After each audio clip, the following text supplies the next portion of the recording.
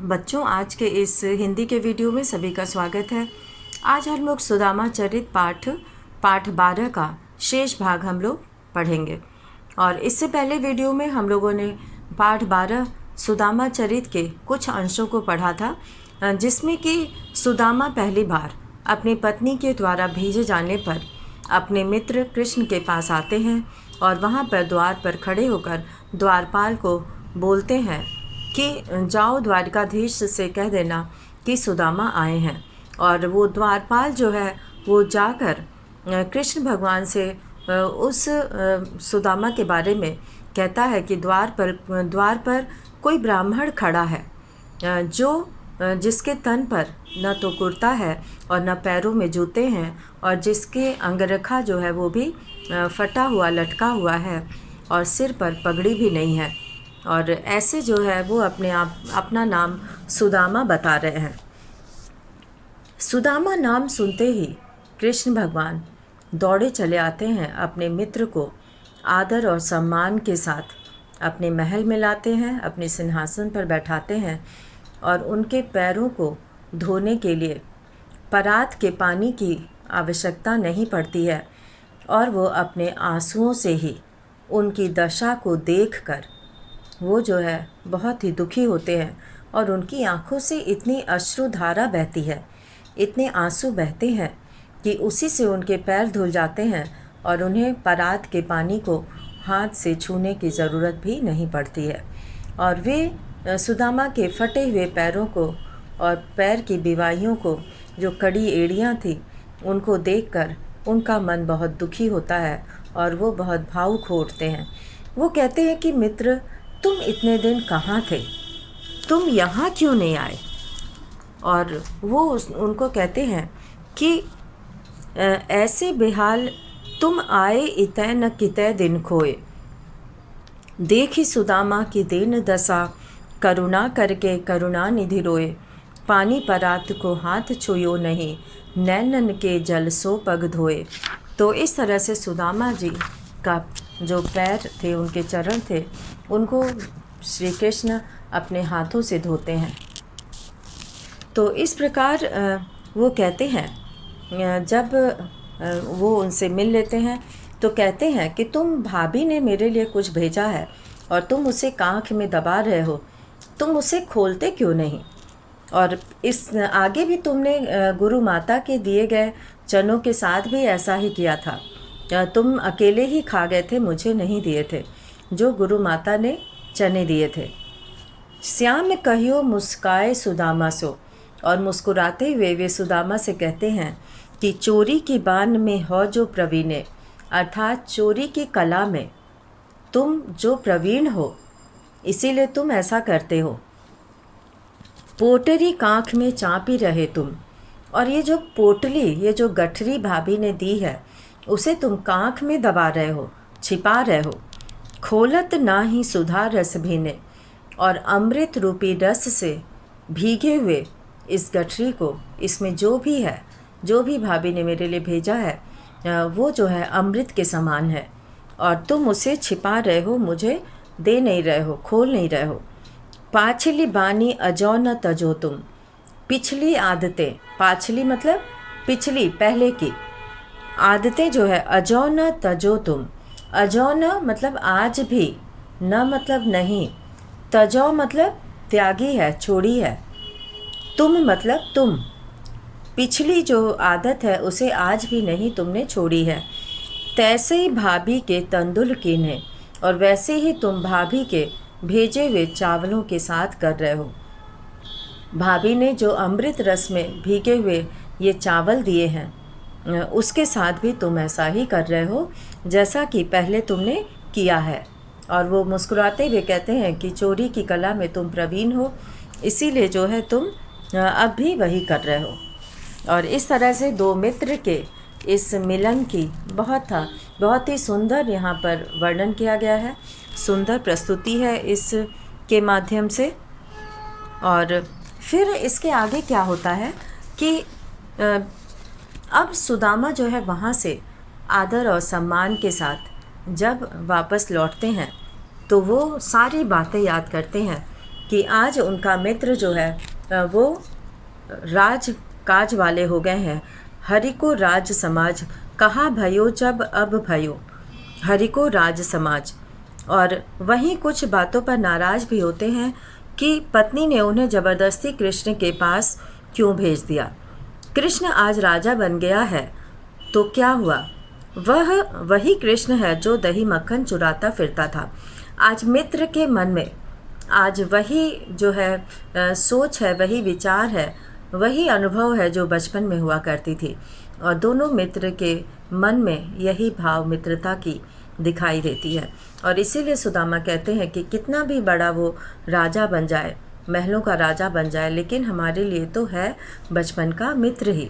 तो यहाँ तक हम लोगों ने पिछले वीडियो में पढ़ा था और आज हम लोग इसके आगे का भाग पढ़ेंगे और इसमें हम लोग देखेंगे कि आगे क्या होता है, किस प्रकार द्वारिकाधीश जो है वो अपने मित्र के साथ क्या करते हैं, उन्हें क्या देकर विदा करते हैं।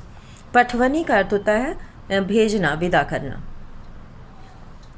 वैसोई राज समाज बने, हम लोग यहाँ से पढ़ रहे हैं, वैसोई राज समाज बने, गज बाजी घने मन संभ्रम छायो, कैंधो परियो कहूँ मार्ग भूली, कि फेरी के मैं अब द्वार का आयो, भौन बिलो की बे को मन लोचत, सोचत ही सब गाँव मझायो, पूछत पांडे फिरे सब सो, पर झोपड़ी को कहीं कहूँ खोज न पायो।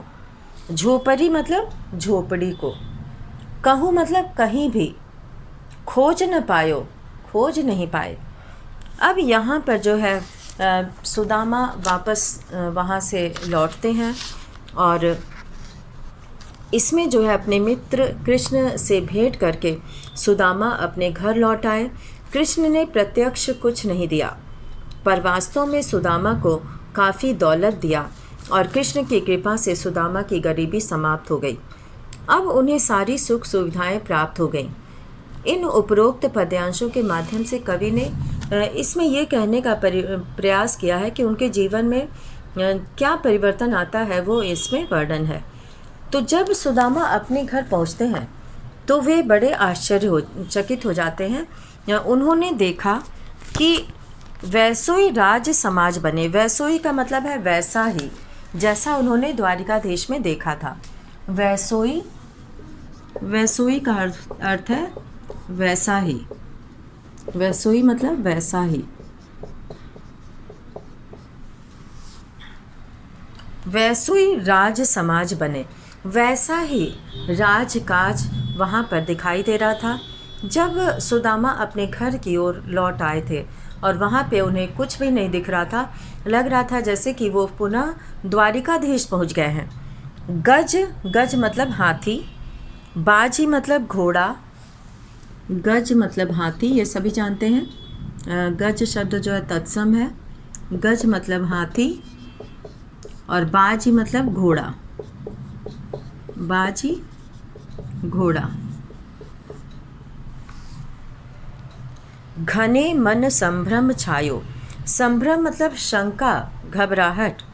संभ्रम मतलब संभ्रम, यहाँ पे संभ्रम, संभ्रम का मतलब है,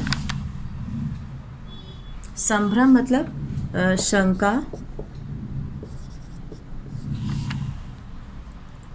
शंका, घबराहट।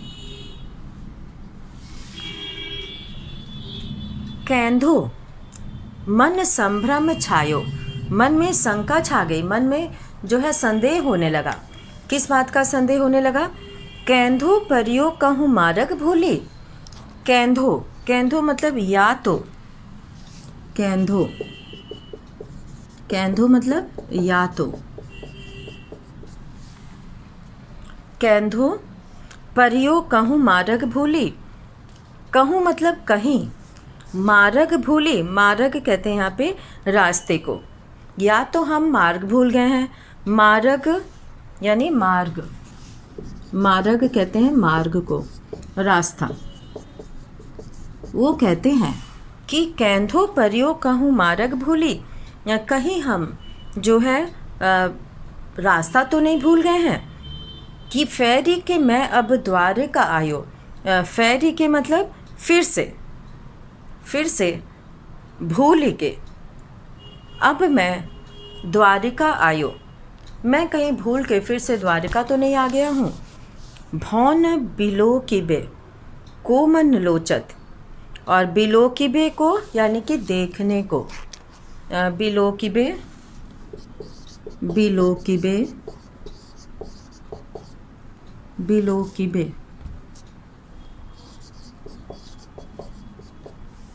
देखने को,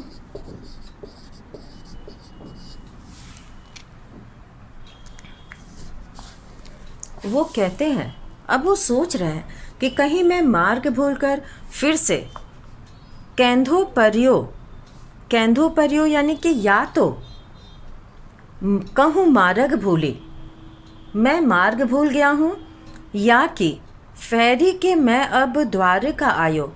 फेरी के मतलब फिर से मैं द्वारिका आ गया हूँ। उनको ये संदेह होने लगा। बाजी बन घने मन संभ्रम छायो, वैसो ही राज समाज बने, वैसे ही राज काज समाज वो जो वहाँ पर सब दिखाई दे रहा था, जहाँ पर सुदामा का घर था, और वो वहाँ पर अपना घर ढूंढ रहे थे, लेकिन वहाँ उन्हें कुछ भी नहीं दिख रहा था। उन्हें वैसे ही जो है द्वारिका की तरह वहाँ पर सब राजकाज दिखाई दे रहा था।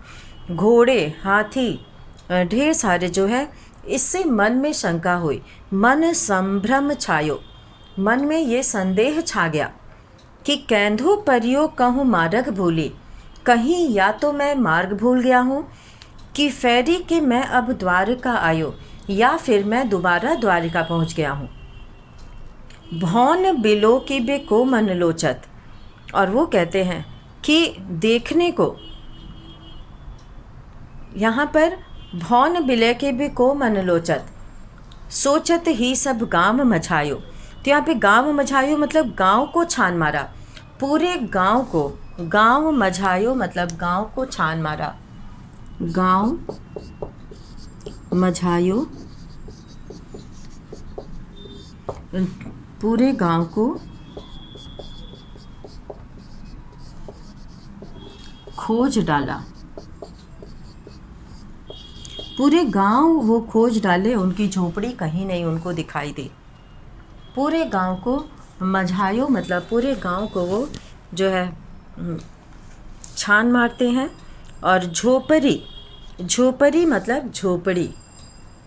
भौन बिलय किब को मन लोचत, सोचत ही मन गांव मझायो, और सोचत ही यानी कि वो देखने को लालायित हैं अपना घर, अपनी झोपड़ी, लेकिन उन्हें जो है वो दिखाई ही नहीं दे रही है। वो पूरा गांव छान मारे, पूरा गांव खोज डाले, लेकिन पूछत पांडे फिरे सबसो, पूछत मतलब पूछते हैं सबसे, पर झोपड़ी को कहूँ खोज न पायो, लेकिन वो झोपड़ी को कहीं भी नहीं खोज पाते हैं। तो कृष्ण भगवान जो है वो कहते हैं, ये सुदामा जो है वो इस संदेह में है, इस संशय में है कि कहीं वो दोबारा द्वारिकाधीश तो नहीं पहुंच गए हैं। और वहाँ पर उसी प्रकार के ठाट बाट हाथी घोड़े, और जैसे द्वारका में थे वैसे ही राजकाज वहाँ भी दिख रहा था। और यही देखकर उनके मन में शंका उत्पन्न होती है, भ्रम उत्पन्न होता है। और सुदामा के मन में लग रहा था कि वे फिर से द्वारका पहुँच गए हैं और वे रास्ता भूल गए हैं। यहाँ पे वो कहते हैं कि कहीं मैं मार्ग भूली यानी कि रास्ता भूलकर, कहीं मैं जो है वहाँ भी द्वारका जैसे भव्य महल बने हुए हैं। सुदामा के मन में उन भवनों को देखने की लालसा जाग उठी। अब वो सोच रहे हैं कि ये द्वारिकाधीश ही हम दोबारा पहुँच गए हैं। और यही सोचकर वह गांव के बीच में प्रवेश कर गए, और वहां जाकर सुदामा ने सभी से पूछा, पर झोपड़ी नहीं मिली। अब सुदामा अपनी झोपड़ी सबसे पूछते हैं कि कहाँ मेरी झोपड़ी है, लेकिन वो नहीं मिली। वास्तव में जो है वहाँ पर कै वह टूटी सी छानी हती, कहाँ कंचन के अब धाम सुहावत, कै पग में पनही न हती, कह लय गजराज ठाढ़ी पहावत। भूमि कठोर पे रात कटे, कहाँ कोमल सेज पे नींद न आवत। कह जुरतो नहीं कोदो सवा, प्रभु के परताप में दाख न भावत। दाख यहाँ पे कहा गया है मुनक्का को, किशमिश को। दाख किशमिश को कहते हैं, मुनक्का किशमिश इस तरह का जो ड्राई फ्रूट्स होता है, सूखा मेवा। और कोदो सवा यानी सस्ते चावल, कोदो सवा, कोदो सवा, सवा का चावल होता है सस्ता चावल। ये चावल का ही एक प्रजाति है।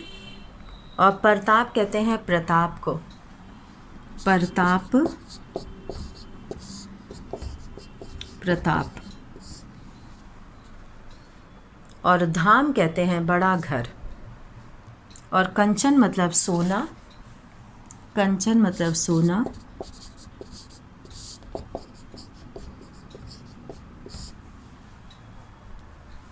और धाम कहते हैं बड़े से घर को। कृष्ण धाम, जैसे उनका जो महल था वो कृष्ण धाम कहलाया। और यहाँ पर हम लोग प्रताप, कंचन, ये सब जो है सोना। और तद्भव रूप है कितने सारे शब्दों का, तो तद्भव रूप यहाँ पर दिया हुआ है। और पनही कहते हैं जूती को, पनही, उपानह जूते को कहते हैं। और यहाँ पर पनही का प्रयोग हुआ है जूती।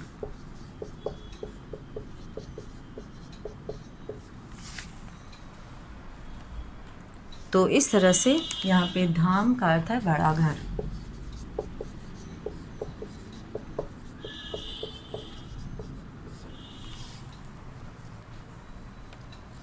दाख कहते हैं मुनक्का और किशमिश को। तो इस तरह से कृष्ण भगवान जो है वो प्रत्यक्ष रूप से उनको कुछ भी नहीं देते हैं, लेकिन जब वो वहाँ पहुँचते हैं तो वो उनको अपना झोपड़ी, टूटी फूटी झोपड़ी नहीं खोज पाते हैं। और वो कहते हैं कि कै वह टूटी सी छानी हती। तो यहाँ पर कहाँ वह टूटी सी झोपड़ी थी, और कहाँ कंचन के अब धाम सुहावत। और अब वह सोने का बड़ा महल बन गया है, घर बन गया है। कै पग में पनही न हती। कै पग में यानी कि कितने दिन पैरों में पनही न हती, जूती न थी। कहले गजराजहु ठाढ़े महावत। और अब जो है वो महावत खड़ा है सामने। भूमि कठोर पे रात कटे, और ज़मीन पर सोकर रात बीतती थी। भूमि कठोर, और कठोर ज़मीन पर, कड़ी ज़मीन पर रात कटती थी। कहाँ कोमल सेज पे नींद न आवत। और कहाँ जो है बहुत मुलायम गद्दा है, बहुत मुलायम जो है वो पलंग है, उस पर नींद न आवत, उस पर नींद नहीं आ रही है। कै जुरतो नहीं कोदो जवा। कै जुरतो यानी कि कहाँ कोदो और समा भी जो है वो नहीं जुटा पाते थे खाने के लिए। जुरतो मतलब जुटा पाना, कै मतलब कहाँ, कहाँ नहीं जुटा पाते थे। कोदो और समा, कोदो और समा जो है वो अन्न होता है। ये जो है कोदो और समा चावल होता है, जिसे वो नहीं जुटा पाते थे खाने के लिए। और प्रभु के प्रताप में दाख न भावत। और प्रभु के इस प्रताप में, प्रभु के जो उन्होंने ये भेंट स्वरूप दिया है, उन्होंने जो हमारे लिए किया है, उसमें जो है दाख न भावत, किशमिश मुनक्का भी नहीं भा रहा है। यानी कि उन्हें विश्वास ही नहीं हो रहा है कि इतना सब कुछ उनके पास आ गया है। तो यहाँ पर जो है वास्तव में उनकी झोपड़ी के स्थान पर श्री कृष्ण की कृपा से भव्य महल दिखाई दे रहे हैं। और उनका घर गांव एवं पास पड़ोस अलौकिक आभा से चकाचौंध हो रहा था। और श्री कृष्ण ने अपने मित्र की अप्रत्यक्ष रूप से सहायता की थी, यानी कि बिना बताए। और आगे कवि कहते हैं कि सुदामा के पास टूटी फूटी झोपड़ी थी, और फूस की, वो भी झोपड़ी थी घास फूस की। और वहाँ अब सोने के महल सुशोभित हो रहे थे, सुंदर लग रहे थे। और पहले तो सुदामा के पैरों में जूतियां नहीं होती थीं, और कहाँ अब उनके महल के द्वार पर महावत के साथ हाथी खड़े रहते हैं, यानी कि सवारी के साधन उपलब्ध थे। अब उनको पैदल नहीं चलना पड़ता था, नहीं चलना पड़ा, और अब उनके लिए सारी सुख सुविधाएं हैं। पैदल चलने की अब ज़रूरत नहीं है। पहले कठोर भूमि पर सोकर रात बितानी पड़ती थी, और अब मुलायम बिस्तरों पर भी नींद नहीं आती है। और इस तरह से पहले खाने के लिए सवा एवं कोदो जैसा मोटा तथा घटिया किस्म का अनाज नहीं मिलता था, उसका भी जुगाड़ नहीं हो पाता था, वो भी नहीं जुटा पाते थे। पर अब श्री कृष्ण जैसे मित्र की कृपा से सूखे मेवे भी अच्छे नहीं लग रहे थे, और यानी अब खाने के लिए अच्छे अच्छे व्यंजन उपलब्ध थे। तो इस तरह से इन पंक्तियों में बहुत ही सुंदर वर्णन किया गया है कि सुदामा को कुछ भी पता नहीं था कि उनके मित्र ने उन्हें क्या देकर विदा किया है, उन्हें क्या दिया है। और बड़ी आस लेकर उनकी पत्नी उनको मित्र कृष्ण के पास भेजती हैं कि जाओ, तुम्हारे मित्र जो दया निधि हैं, करुणा के सागर हैं, वे तुम्हारे लिए कुछ न कुछ अवश्य करेंगे और तुम्हारा ये गरीबी दूर हो जाएगा। तो ये सोच के और थोड़े से चावल के साथ वो सुदामा को वहाँ भेजती हैं। और सुदामा जब वहाँ से मिलकर और बहुत ही भावुक होते हैं, बहुत ही खुश होते हैं, और जब वो वहाँ से वापस लौटते हैं तो अपनी टूटी फूटी झोपड़ी अपने गांव में खोजते हैं, नहीं खोज पाते हैं। वहाँ पर बहुत ही सुंदर जो है महल हैं सोने के, और उसमें जो है द्वारपाल हैं, हाथी घोड़े हैं सजे हुए हैं, और वैसा ही राजकाज है जैसा द्वारिकाधीश में था। तो वो उनको ये भ्रम पैदा हो जाता है कि कहीं मैं फिर दोबारा तो नहीं वहीं पहुंच गया हूं, और इसलिए वो जो है उसे देखना भी चाहते हैं। और अब जो है वो कहते हैं कि पहले जो है कड़ी ज़मीन पर, धरती पर जो है सोना पड़ता था ज़मीन पर, और अब मुलायम बिस्तर पर भी नींद नहीं आती है। तो इस तरह से यहाँ पर इन दोनों पंक्तियों के माध्यम से श्री कृष्ण भगवान जो है वो अपने मित्र की सहायता तो करते हैं, लेकिन वो कुछ बताते नहीं हैं कि उन्होंने क्या दिया है। तो यहाँ पर जो है जो दूसरा यहाँ पे पद दिया हुआ है, कै वह टूटी सी छानी हती, कहाँ वह टूटी हुई जो है वो झोपड़ी थी, और कहाँ कंचन के अब धाम सुहावत। और कहाँ मतलब कहाँ, कहाँ मतलब होता है कहाँ, कहाँ मतलब कहाँ, कहाँ अब कंचन मतलब सोना होता है। अब सोने का धाम, सोने का महल, धाम कहते हैं यहाँ पे, धाम सुहावत, सुहावत मतलब सुशोभित हो रहा है, सुहावत मतलब सुशोभित हो रहा है, सुंदर लग रहा है। और वहाँ हाथी घोड़े और महावत हाथियों के साथ वो सब वहाँ पर सुसज्जित हैं। और इसीलिए जो है वो पग कहते हैं पैर को, पग कहते हैं पैर को।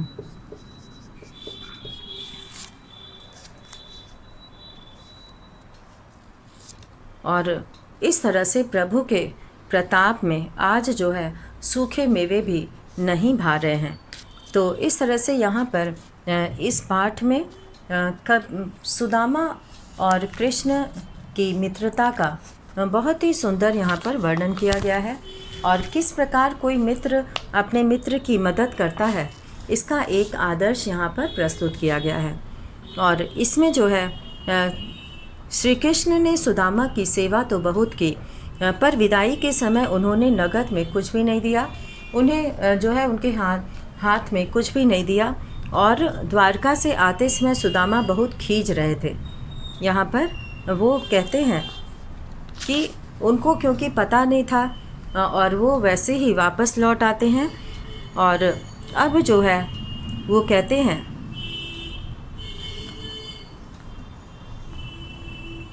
अब जो है वो सुदामा सोचते हैं, जब अपने गांव पहुंचते हैं तो वो देखते हैं कि वहाँ पर उनकी कुटिया भी नहीं दिखाई दे रही है।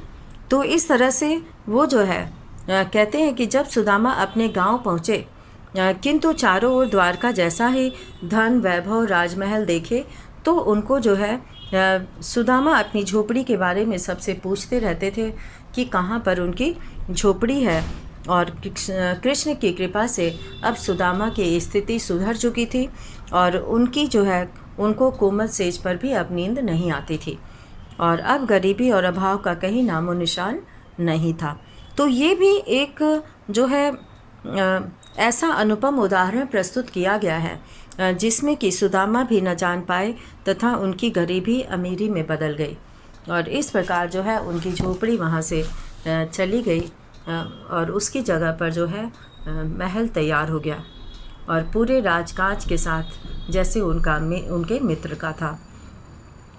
तो ये एक बहुत बड़ी बात है कि मित्र का उन्होंने बहुत ही अच्छे से आदर सम्मान किया। इतने बड़े जो है वो द्वारिकाधीश होते हुए भी वे खुद चल कर जाते हैं, अपने मित्र को लेकर आते हैं।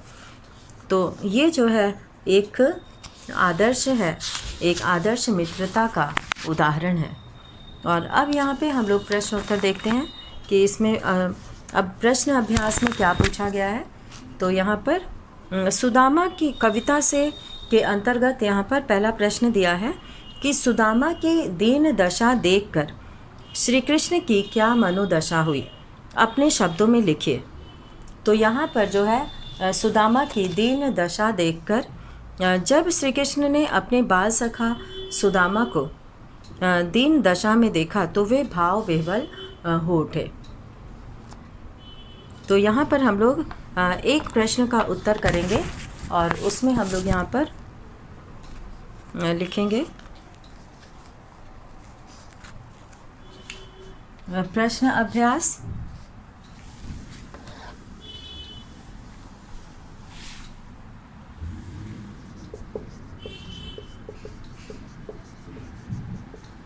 और प्रश्न अभ्यास के अंतर्गत हम लोग यहाँ पर दिया है कविता से, और ये इसको सबको लिखना है अपनी कॉपी में पहले, उसके बाद ही ये प्रश्न करना है। पहले ये पाठ को लिखना है। जब श्री कृष्ण ने अपने बाल सखा जब श्री कृष्ण ने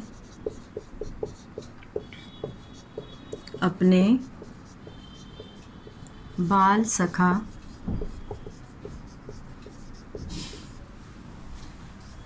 सुदामा को दीन दशा में देखा तो सुदामा को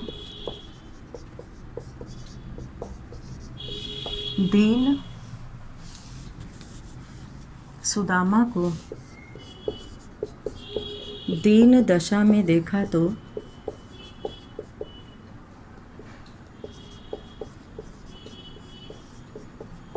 दीन दशा देखा तो भाव विह्वल हो उठे, भाव विह्वल हो उठे।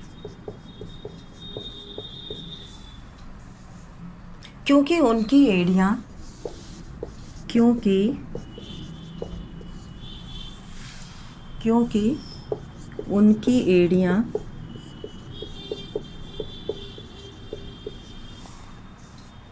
फटी हुई थीं,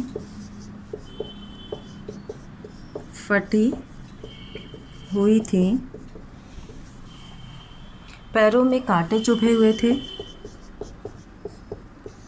पैरों में कांटे चुभे हुए थे।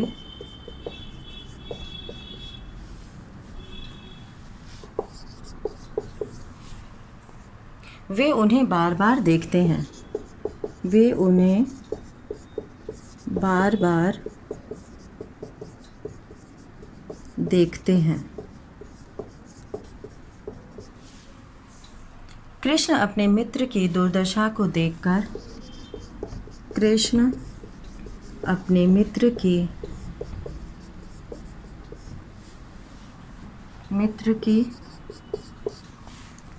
दुर्दशा को देखकर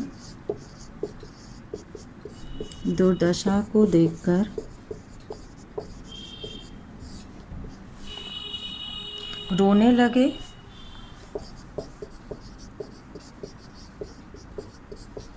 उनकी आँखों से आंसू, उनकी आँखों से आंसू